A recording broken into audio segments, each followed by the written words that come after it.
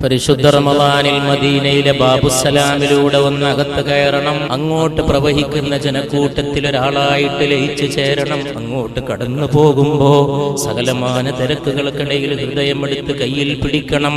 കൈകാലുകൾ തളർന്നു പോകും.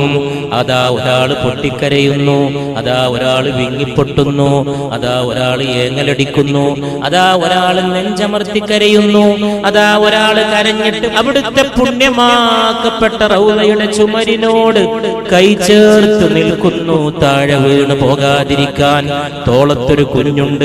കുഞ്ഞ് ബാപ്പാന്റെ കണ്ണിലേക്ക് നോക്കുന്നു. ആർക്ക് വേണ്ടി എന്റെ ഉപ്പ നിങ്ങൾ കരയുന്നു?